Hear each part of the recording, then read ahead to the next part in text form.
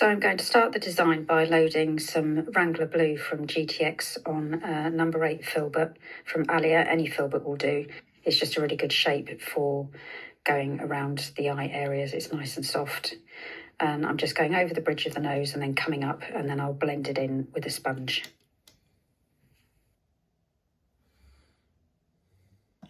So I've loaded GTX Molten Lava, Superstar Glitter Gold and Superstar Ziva on the sponge that I'm now going to finish creating the mask with, and I'll use this blue Ziva end to blend in with the Wrangler metallic. So I'm just going to go straight over the eyelid, and I'm going to come under the eye as well, so I want it to look almost like a superhero mask style. And I'm using a petal sponge so that I can create quite a nice clean shape.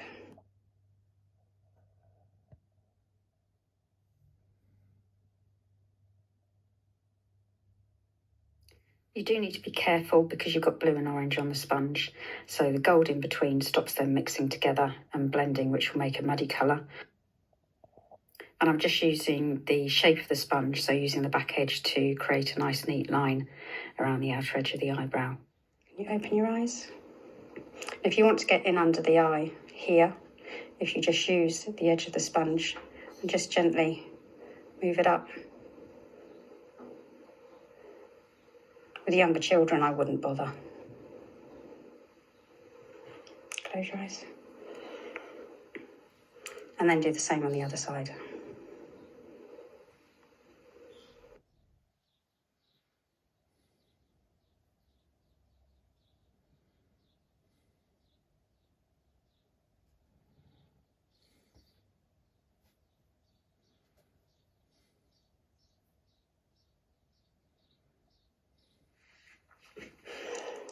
And then I'm going to create almost like a princess centre shape, just coming up from the middle. And I haven't reloaded my sponge, I've just given it another spritz of water, just so that I've got enough without going back into the cake.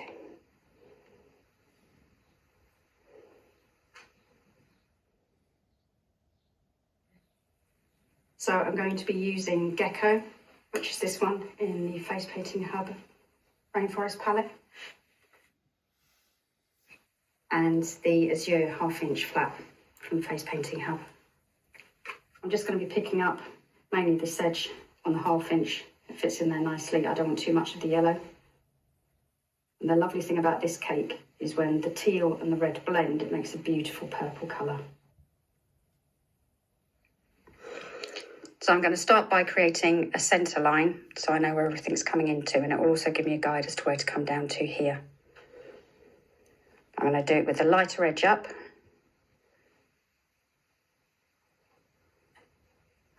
And that's just going to help me from a structural perspective.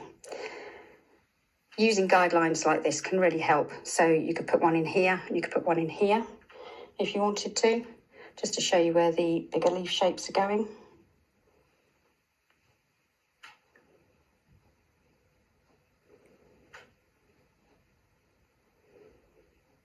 And then I'm going to flip so I've got the darker edge on the outside. And I'm just starting on the chisel edge, putting pressure on, and then coming back onto the chisel edge again. So I'm then going to flip the brush, so I've got the dark edge on the bottom, and then I'm going to do the same on the other side, and this creates a really nice gradient to the leaf that looks like a 3D effect. Coming back up onto the chisel edge as you finish.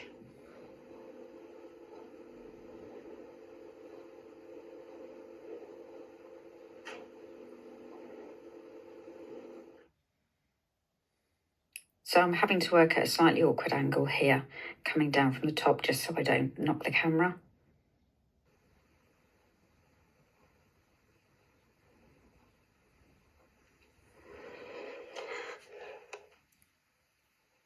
Then coming down from the centre line, I'm going to do some leaf shapes. So you come up, just using the chisel edge, so hardly any pressure, and then down.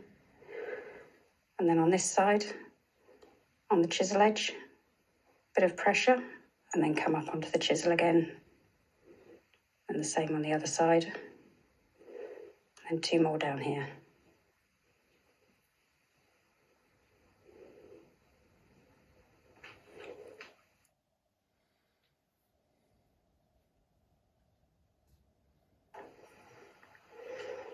And then I'm going to make that centre vein a bit darker from bottom to top, so it goes thinner as you get towards the top area. Then using the same brush, I'm just going to pull out some strokes underneath, accentuating the cheekbones. So I've got the dark edge on the outside and the light edge in the middle. And again, starting right on the chisel edge, bit of pressure, and then coming up just onto the tip.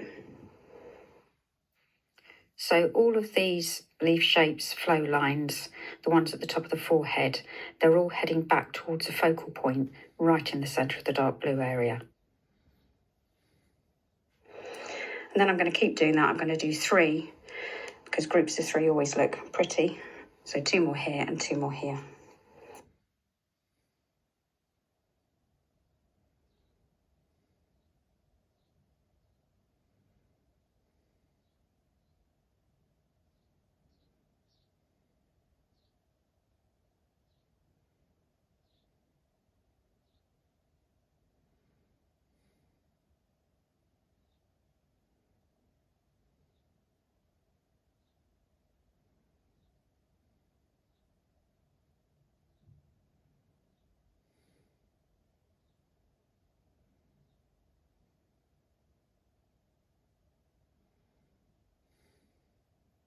I'm now just going to pull up some slightly longer lines coming through here.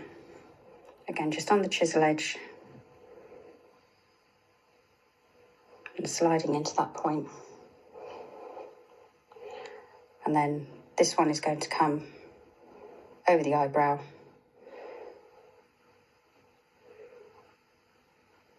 But there's hardly any pressure for those. I'm just using the chisel edge so they're nice and thin. And then the same on this side.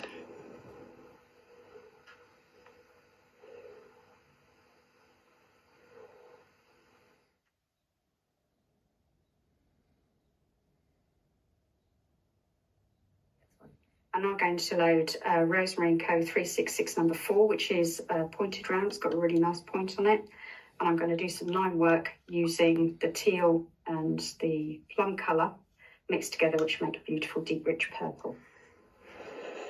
So I'm going to create almost like a princess crown effect, and I'll be doing the thin, thick, thin that we showed you on the line work. So starting right up on the point, pressure, and then coming back to the point at the top. And then we'll do the same on this side. We hope.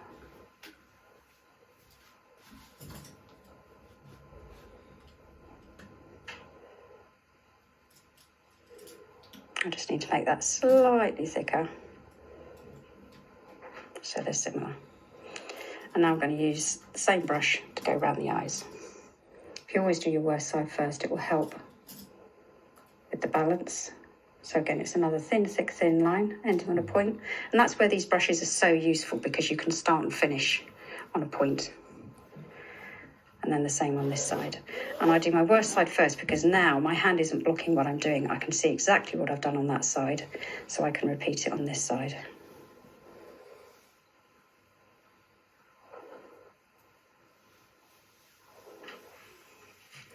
So I'm now just going to do some drag and drops with the same colour and the same brush, like the ones that we showed you on the line work.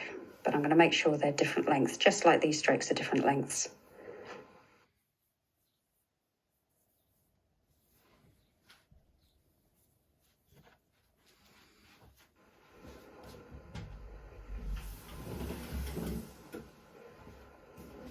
Then I'm just going to join those up. If you can look up for me, please. Just going to join those up just with a thin, thick, thin line.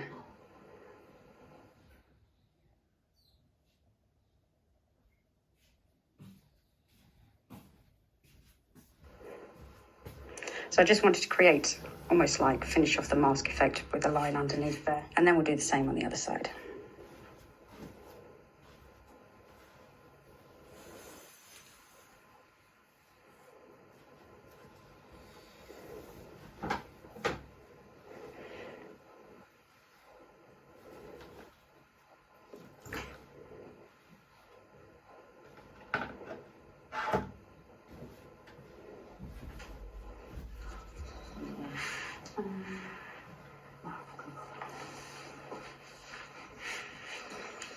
And I've just got a blending brush, and you can use a filbert or any type of blender. I'm just going to blend that purple down a little bit.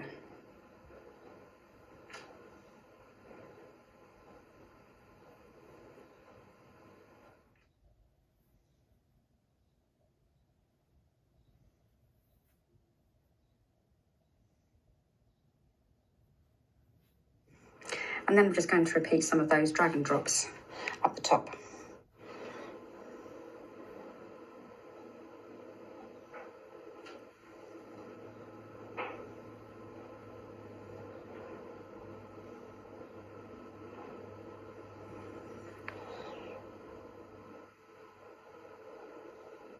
What's going on with there? Got a trouble thinking in there.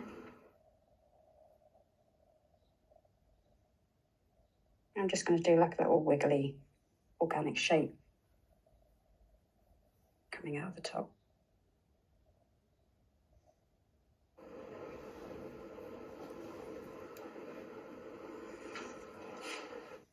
So I've just loaded a Global Springback round number 3 with some Face Paints Australia Lemon Chiffon.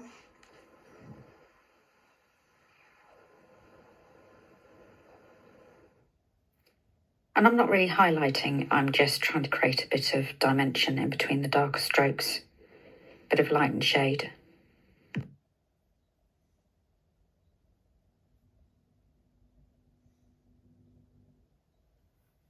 I'm just going to put in some little teardrops up here. Again, these are ones that we showed you on the line work section of the class. Just 3 other side. So I've created an extra focal point up here.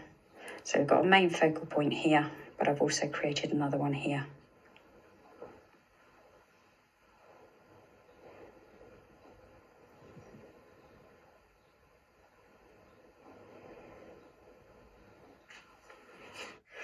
And then to balance out the yellow at the top and the bottom, I'm going to create some teardrops around either side.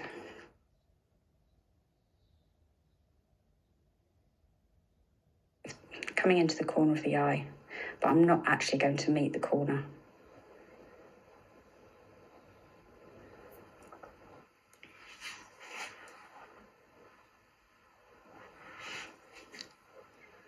And then the same on this side.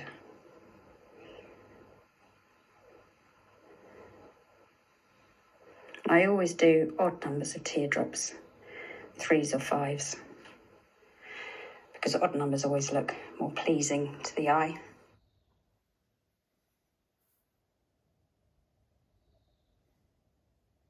I'm now going to create some little dot accents.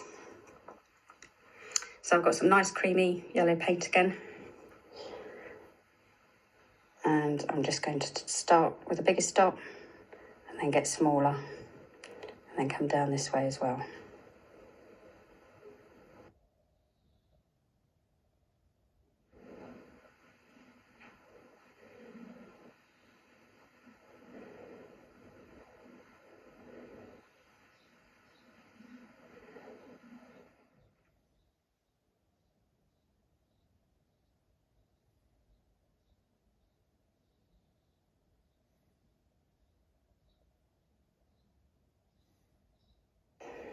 And then some just coming up either side of the bridge of the nose. That just helps with the flow of the design, where it's all coming back into this main focal point. I'm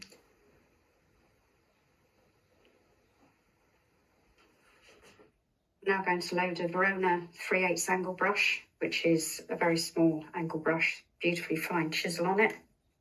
And I'm going to load just the tip, just the very toe, which is the pointy bit, and a bit of the worked up lemon chiffon. And I'm going to do a kind of ghosting effect for a highlight on some of the leaves.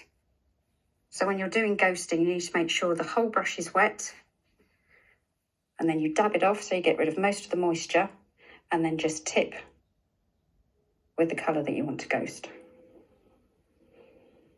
And I'm just going to create some little waves coming down these top areas.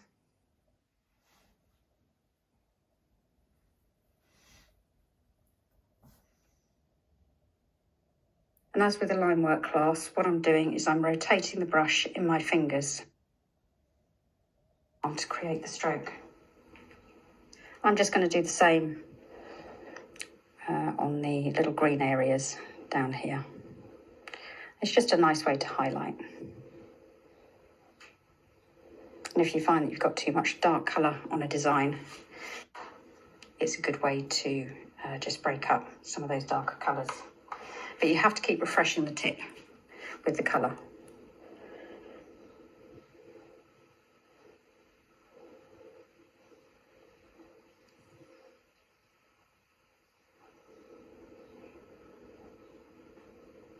So I'm just looking at this area here, and I'm thinking that needs to be broken up with a little bit of yellow as well. So I've just gone back with the global number 3 spring back. I'm just going to put in another teardrop just coming down here. And you have to be careful putting yellow over purple. But because this is a very pale yellow, it doesn't create mud. It actually creates just a very pretty effect.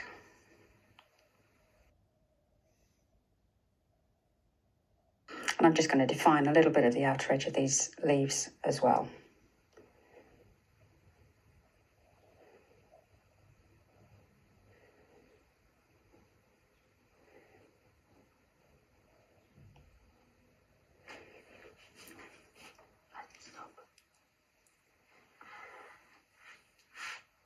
So there we have our Amazonian princess. We hope you've enjoyed our class, and we're looking forward to answering any questions you might have. Thank you for watching. All right, you've made it till the end of the class. Congratulations!